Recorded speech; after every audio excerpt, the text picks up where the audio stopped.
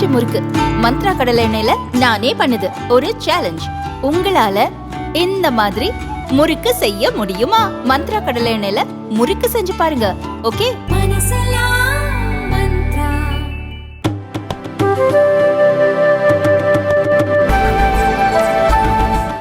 சிவாஜி படம் நீங்க எல்லாரும் பார்த்துருப்பீங்க.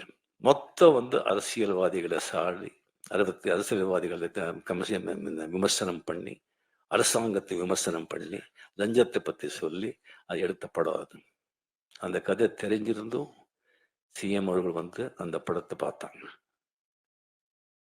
படத்தை பார்த்த பிறகு வைரமுத்து சார், வைரமுத்து அவர் கூட படத்தை பார்த்தாரு. பார்த்த பிறகு வைரமுத்து அவர்கள் சொன்னாங்க, சார் உங்களுக்கு ரொம்ப தைரியம், இந்த மாதிரி படம் எடுத்து சிஎம் பக்கத்திலே உட்காந்து பார்க்குறீங்களே அப்படின்னு. படத்தை பார்த்து சிஎம் கலைஞர் அவர்கள் சொன்னாங்க, அப்படியே பார்த்து நமக்கு இதெல்லாம் ஒழிக்கணும், நல்லது பண்ணணும்னு ஆசை அப்படின்னு சொல்லி பெரும் மூச்சுட்டார். அந்த மூச்சில் பல 1000 விஷயங்கள் இருந்தது. அதுக்கப்புறம் வைரமுத்தவர்கள் சொன்னேன், நான் பார்த்தது முக்கியம் இல்லைங்க, இந்த மாதிரி படத்துக்கு வெற்றி விழாவுக்கு நான் கலந்துக்கிறேன்னு சொல்லியிருக்காங்க. அது தைரியம், அது தைரியம்.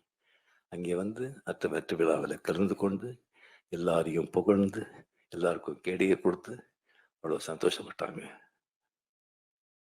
அவர் எனக்கு உடம்பு சரியில்லை, அப்போ ஹாஸ்பிட்டலில் இங்கே இருந்தேன். எந்திரிச்ச கொஞ்சம் மூச்சு திறன் ஹாஸ்பிட்டலில் இருக்கும்போது மார்னிங் நான் பார்க்குறேன், மஞ்சள் தெளி போட்டு அந்த வண்டியில் அப்படியே நிற்கிறாங்க முன்னால. எனக்கு ஒன்றும் தெரியல. கொஞ்சம் அப்படியே கிட்ட வந்தாங்க.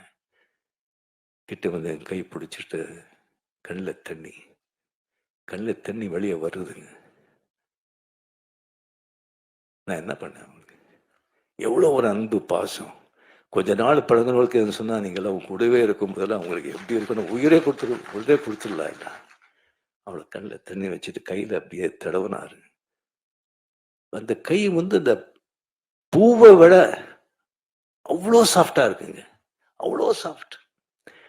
என் வாழ்க்கையிலேயே அவர்கிட்ட அந்த கண்ணீர், அந்த ஸ்பர்ஷம் என்னால் மறக்கவே முடியாது.